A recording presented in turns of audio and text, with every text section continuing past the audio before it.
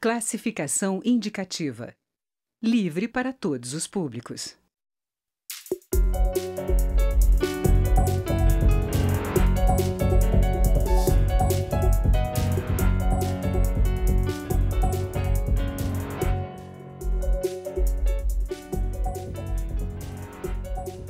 O grupo de trabalho da Câmara que analisa o projeto anticrime apresentado pelo ministro da Justiça, Sérgio Moro, foi prorrogado por mais 15 dias, ou seja, os trabalhos só devem estar concluídos lá para o início de setembro. O grupo já tem uma proposta básica, mas foi preciso aceitar a retirada de vários pontos, como a extinção da prisão em segunda instância e o chamado plea bargain, uma espécie de acordo feito após a apresentação de denúncia que envolve a confissão dos crimes pelo acusado, em troca de uma pena menor. O relator da proposta, deputado Capitão Augusto, afirma que há uma certa má vontade com o projeto por parte dos que são contra o ministro Sérgio Moro, autor do texto original. Para debater o tema, o Câmara Debate recebe os deputados Bia Kicis, do PSL do Distrito Federal, e Luiz Flávio Gomes, do PSB de São Paulo, a quem eu quero agradecer desde logo pela gentileza de terem aceito o convite para participar desse debate. Ladies first, né? Primeiras mulheres. Nós que agradecemos essa oportunidade de estar aqui. Estou aqui com o Luiz Flávio, que é meu colega de CCJ.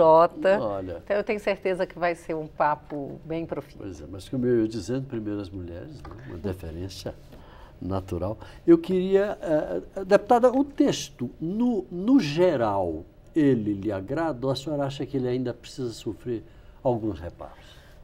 Na verdade, o texto que me agrada é o original, não é o do grupo de trabalho. Isso, porque eu acredito que o pacote anticrime do Sérgio Moro, que vem em 3 projetos separados, tem esse que é o 882, para o qual foi criado esse grupo de trabalho, tem o 881, que trata dos crimes de lavagem de dinheiro, e tem o PLP 38, que é o que trata da competência para julgar os crimes conexos, né? Quando tem crime eleitoral e crime comum. Eu sou a relatora desse, que está na CCJ. Então, são 3 frentes que foram abertas. E mais uma frente no Senado. Parte do pacote do Senado já está chegando aqui à Câmara. E eu acredito que o pacote do ministro Sérgio Moro é muito bom. E que esse grupo de trabalho, o capitão Augusto falou de uma certa má vontade. Eu realmente acredito nisso, até porque, né, esse grupo de trabalho, ele não tem uma previsão regimental. E a gente sabe que quando o projeto vier para o plenário, o relator de plenária que vai decidir como é que vai ficar o texto apresentado para votação. Embora relevante, a senhora quer dizer que esse grupo de trabalho não é efetivo do ponto de vista legal, né? Ele oferece uma sugestão. Ele oferece uma sugestão, tá? Agora, eu estou me colocando como uma parlamentar que prefere a versão que veio do Ministério da Justiça a essa que está sendo construída pelo grupo de trabalho. Deputado Luiz Flávio, o senhor? Isso, o que ocorre aí... Qual versão o senhor prefere? Isto, ok, um prazer imenso de estar aqui na TV Câmara mais uma vez, com a minha colega Bia Kicis, né, que se destaca extraordinariamente dentro da CCJ. O projeto é o seguinte, são vários, Moro apresentou um, Alexandre de Moraes já tinha apresentado outro, aí o grupo de trabalho está arrancando um misto, fazendo coisas diferentes, então é um outro, do Senado é outro, e vários projetos nossos que tramitam na casa, vários, também cuidam de assuntos todos de combate à criminalidade. Combater a corrupção, combater a violência e combater o crime organizado. Portanto, tem muitas ideias hoje na casa, muitas ideias. Nós vamos ter que arrancar de todas as ideias algumas que se destacam. Por exemplo, o Moro queria resolver o problema da execução da pena pós-segundo grau, que hoje muita gente no Brasil, milhares, estão presos por força de decisão de segundo grau. E aí houve uma decisão do Supremo que está autorizando prender segundo grau. Nós temos que resolver isso legislativamente. Tem que botar uma ordem nisso, porque não é a decisão do Supremo que vai mandar no Brasil, que manda é legislativo. O Moro quer resolver isso por lei ordinária. E aí nós temos uma divergência, já conversei com ele várias vezes, eu acho que tem que ser por uma PEC, só por emenda constitucional. Então, tem coisas do Moro que vão passar, tem coisas do Alexandre de Moraes que vão passar. Por exemplo, o acordo de não persecução penal. Já que foi rejeitado o plea bargain... Você podia explicar melhor do que se trata? Vamos lá. Como é que é esse acordo? O Moro propôs o plea bargain, ou seja, o sistema americano de acordo entre entendimentos, defesa e Ministério Público, já resolve logo a pena, confessa e já executa a pena. Dá um desconto. Desconto de pena e tudo bem. E já vai embora e executa. E a lei aí é aplicada imediatamente. A proposta do Moro não é desinteressante, é uma proposta que a gente tem que pensar. Porém, tinha outra do Alexandre de Moraes, que também é um acordo entre acusador e a defesa, porém limitado no tempo, é mais enxuta. A proposta do Moro era mais aberta, cabia tudo, todos os crimes. Do Alexandre de Moraes, só crimes cuja pena mínima não supera 4 anos. E preponderou. Ele se baseou em alguma legislação de algum outro país ou é no fundo, jabuticaba pura? No fundo, não. No fundo, o que Alexandre propôs e o que o Moro propôs foi o seguinte, é um desdobramento do que já existe no Brasil, que é a transação penal, que nós já fazemos em crimes até 2 anos. Né? Já existe isso, nós temos 20 anos de experiência já nisso, conquistamos uma ampla vivência. Então é isto. Então, ora é a coisa do Alexandre que deveria passar, ora é coisa do Moro. O Moro, a Bia, nossa colega Bia, relata um projeto do Moro de definir competências da Justiça Federal e Estadual. O que é federal fica no federal e o que é eleitoral fica no eleitoral. Isso é extraordinário. Isso é para ontem, Bia. Pois é, a propósito exatamente desse ponto, eu queria perguntar à deputada Bia. Essa questão... Eu me lembro que isso vem sendo debatido, não é de hoje, quer dizer, a quem compete, a quem compete. Ah, não, isso é o TSE que resolve. Ah, não, isso aqui vai terminar sendo, até a Justiça Estadual compete. Como é que está o encaminhamento dessa parte, deputada? Olha, o meu relatório já está pronto, estamos prestes a pautar esse projeto. E o meu entendimento é de que a Justiça Eleitoral, ela não tem estrutura para apreciar os crimes. Então, ela é uma justiça que funciona para execução de tarefas. Eu acho até que a Justiça Eleitoral está com atribuição demais, porque hoje ela legisla, ela executa, ela fiscaliza e ela julga. Isso nunca se viu em lugar nenhum do mundo. E ainda passar para a Justiça Eleitoral o julgamento de crimes, o que vinha acontecendo na Justiça Comum, eu acho uma temeridade. E foi a decisão do Supremo que transferiu para a Justiça Eleitoral o julgamento dos crimes conexos, né? Crimes eleitorais conexos, crimes comuns. Então, nós queremos voltar para a Justiça Comum. Então, estamos lá com esse projeto de lei complementar. Por quê? Porque para mexer na Justiça Eleitoral tem que ser por lei complementar. Agora tem um detalhe aqui, eu vou discordar. Um detalhe, né? Só voltando um pouquinho, que eu li outro dia, me corrijam se eu estiver equivocado, ou o autor do artigo, que o Brasil é um dos poucos países que tem uma legislação, uma justiça eleitoral. Eleitoral, exato. Nos outros países é a justiça comum que cuida de tudo. E aqui eu vou discordar do meu colega na questão da prisão em segunda instância. No Brasil, desde sempre, que o condenado em segunda instância já podia ser preso e era preso. Só que a gente tratava de presos, às vezes, mais humildes, que não podiam pagar advogados tão famosos, tão influentes.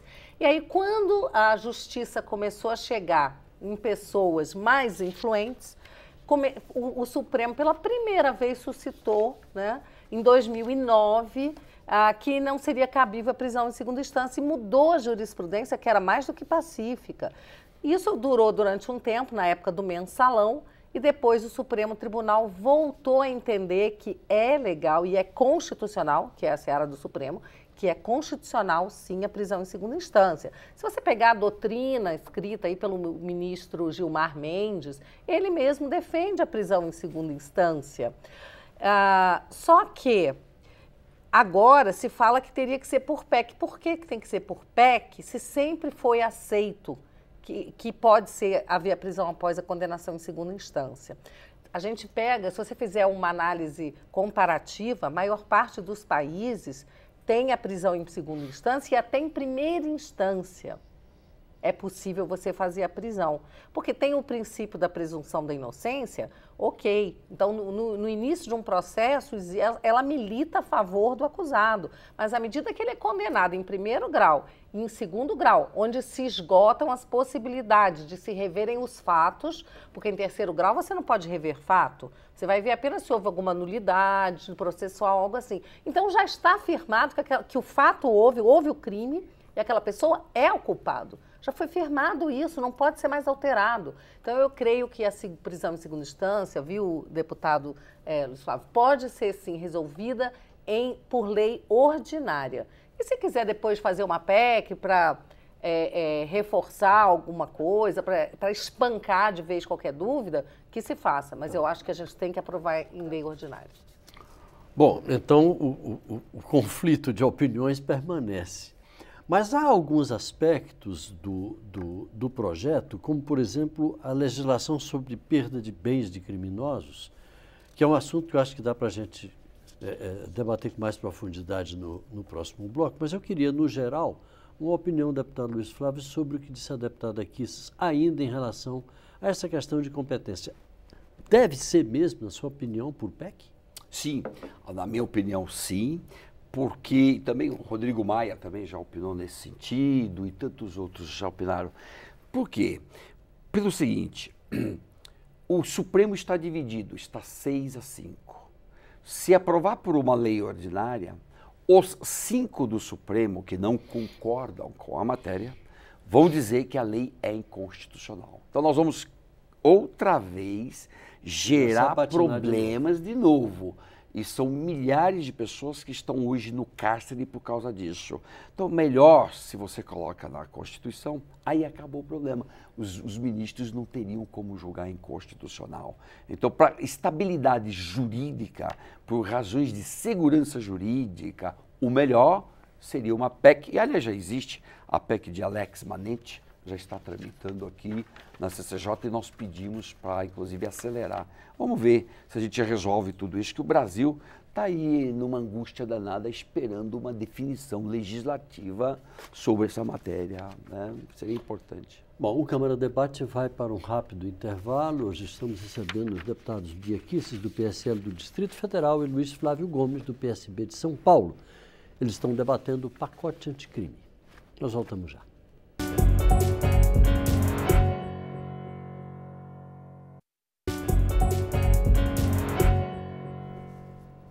Estamos de volta com o Câmara Debates, que hoje discute o pacote anticrime em discussão por um grupo de trabalho aqui na Câmara, do qual fazem parte os deputados Bia Kicis, do PSL do Distrito Federal, e Luiz Flávio Gomes, do PSB de São Paulo.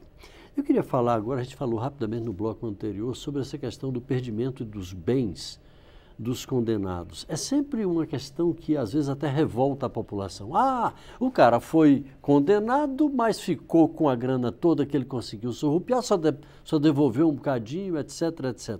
Na sua opinião, deputado Luiz Flávio, como é que se deve conduzir essa questão para que se chegue a bom termo e efetivamente os recursos que foram roubados voltem para o erário público? Isso se chama o empobrecimento do ladrão. Ladrão de rua ou ladrão de dinheiro público, na corrupção, etc. Tem que empobrecer o cara. Leia-se. O que ele faturou ilicitamente já tem que devolver mesmo, mas tem que ir mais além.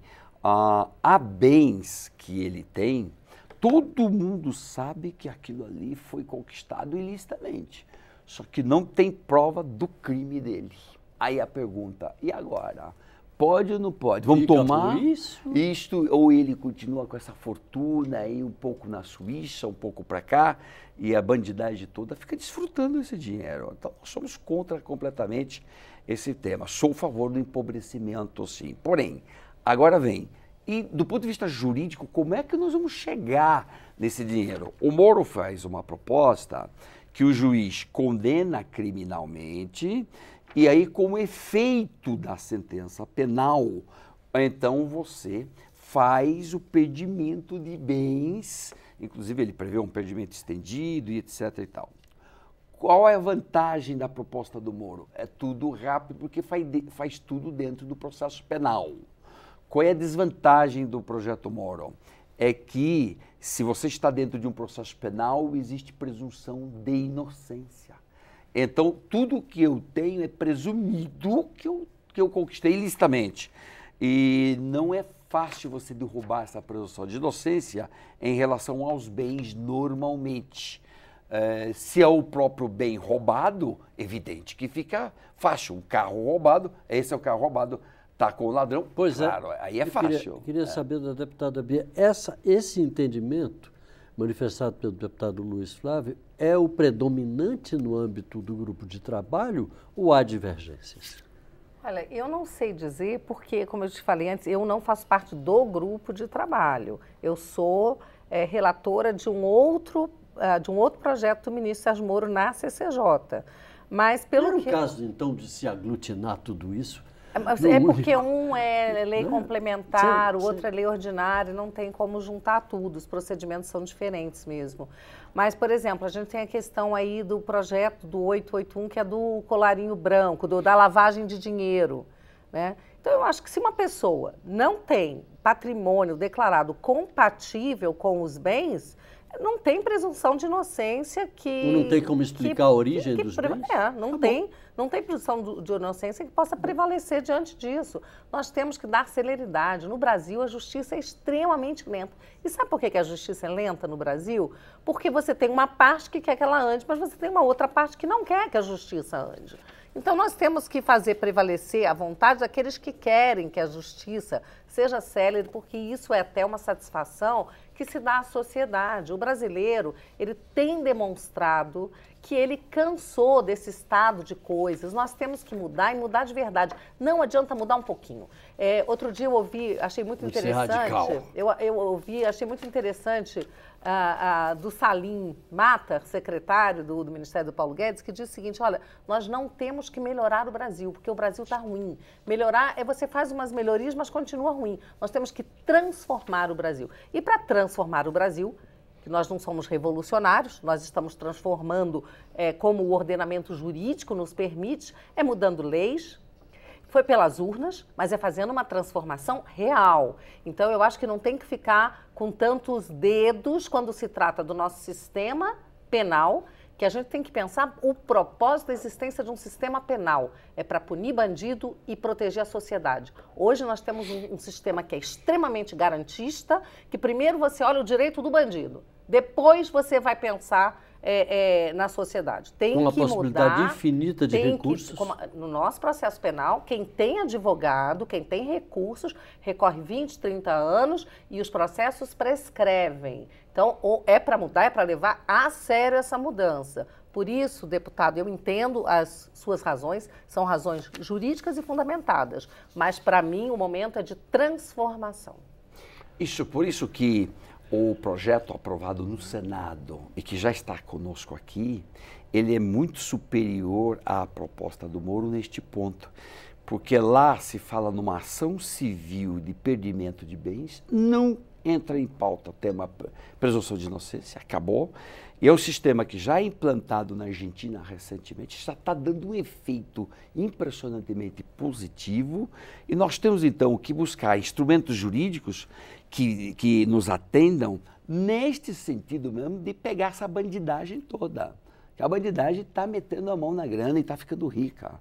Então nós não podemos concordar que isso prossiga, só fazer o instrumento jurídico adequado para pegar mais certo, não dá margem para nulidade, nenhuma nulidade, porque tem outro problema. Às vezes até a justiça funciona, mas depois tudo é questionado e tudo vai anulando.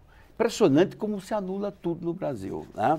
Então é melhor o instrumento jurídico ser bastante certeiro, firme e tomar mesmo os bens, mas é uma ação civil de perdimento de bens paralela ao processo penal e eu não preciso provar crime nenhum, não está relacionado a crime, só que o que ele tem é incompatível com com o que ele ganha na vida. Deputado, que, aliás, é um princípio que vem lá da Receita Federal, né? Aquela história dos...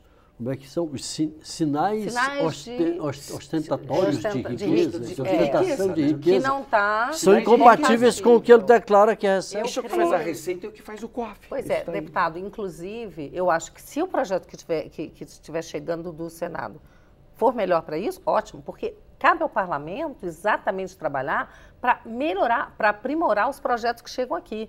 Não é porque chegou do ministro Moro ou de quem quer que seja que a gente vai votar de olhos fechados. Não. Aliás, né, a casa tem que discutir, a casa tem que fazer discussão do tema, passar por comissões. E agora, com relação à nulidade, eu vi um trabalho que foi feito pelo STJ e diz que das decisões que são tomadas em primeiro e segundo grau, menos de 5% são anuladas, quando se trata em processo penal. É por isso que não se justifica querer jogar para a terceira instância a prisão. Se só 5% das decisões que são tomadas em primeira e segunda instância são anuladas, você tem aí 95% que já está mais do que confirmado. E as que são anuladas não é porque a pessoa não cometeu o crime, alguma falha processual ainda, tá? Isto e aí, nesses 5% que se anula, pode verificar. Em geral, é gente rica. Exatamente. Gente empoderada. Com certeza. Que tem condições de argumentar, de contratar advogados bons, que argumentam, etc. Agora, nesta linha de perdimento de bens, é muito importante o COAF e a Receita Federal. São dois órgãos importantíssimos. Por isso que, neste instante, nós estamos vendo com muita preocupação a ideia do governo de ficar interferindo nesses órgãos. Porque eles são independentes, tem que ser, porque eles que dão sinais, sabe, os sinais de riqueza, ó a tua movimentação financeira aqui, é incompatível com o que você ganha, é daí que vem o sinal. Então não tem que interferir em nada, o governo tem que apoiar estes órgãos, solta o órgão, se houver abuso, aí a gente pega no abuso. A senhora concorda, deputada, que esses órgãos são órgãos de Estado claro e não de governo? São, sem dúvida, mas eu quero fazer aqui uma ponderação. O presidente Bolsonaro, ele mandou uma medida provisória para o Congresso, deixando o COAF no Ministério da Justiça, com o ministro Moro. Foi este Congresso que jogou para o Ministério da Economia. Vamos lá, nós temos um time, o presidente ele só é o maestro dessa orquestra. E aí nós temos o ministro Sérgio Moro, o ministro Paulo Guedes, o Roberto Campos, filho no Banco Central, pessoas que são ilibadas, honradas e que realmente são honestas. Então não tem por que duvidar que saindo o COAF do Ministério da Justiça, por decisão do Congresso, não do presidente da República, e indo para o Ministério da Economia, para ficar sob a batuta do Paulo Guedes, que haveria algum problema. Agora, se o ministro Paulo Guedes e o presidente do Banco Central entendem que no Banco Central, que vai ter independência, nós estamos trabalhando e é decisão do governo. Isso é correto. Dar independência ao Banco Central, esses órgãos vão ficar muito mais autônomos e independentes, fora do alcance de qualquer vontade do governo. Vai ser mais ainda um órgão de Estado. Então não tem porquê, eu quero acalmar a população e dizer que o que está acontecendo não é nada temerário. Claro que nós temos que fiscalizar, é papel do parlamento, tá? Mas eu não estou enxergando como parte da mídia está aí gritando, como se o presidente estivesse fazendo uma interferência que fosse barrar a fiscalização e o combate à corrupção. Deputado Luiz Flávio, em um minuto, o senhor acredita que vai ser possível aprovar esse projeto até o fim do ano? O projeto criminal de reformas criminais, vamos aprovar. Até o final do ano, nós vamos aprovar várias coisas. Uma parte do Moro, uma parte que está vindo do Senado, uma parte do Alexandre de Moraes, uma parte proposta pelo Grupo de Trabalho e outros projetos aqui da Casa que a gente sugerir. Até o final do ano, muita coisa será aprovada, com certeza. Por exemplo, já começar pelo fim do foro privilegiado, que hoje estamos na luta junto com o nosso presidente para colocar na pauta rapidamente. São vários itens, eu estou lutando muito pelo fim do foro, vamos conseguir muita coisa até o final. Bom, quero agradecer a participação da deputada Bia Kicis, deputado Luiz Flávio, convidá-lo para outras edições do nosso programa. Esta edição do Câmara Debate fica por aqui. Você pode assistir qualquer edição do nosso programa, novamente, inclusive este, entrando em nossa página na internet ou acessando o nosso canal no YouTube. Obrigado pela audiência, um grande abraço e até a próxima.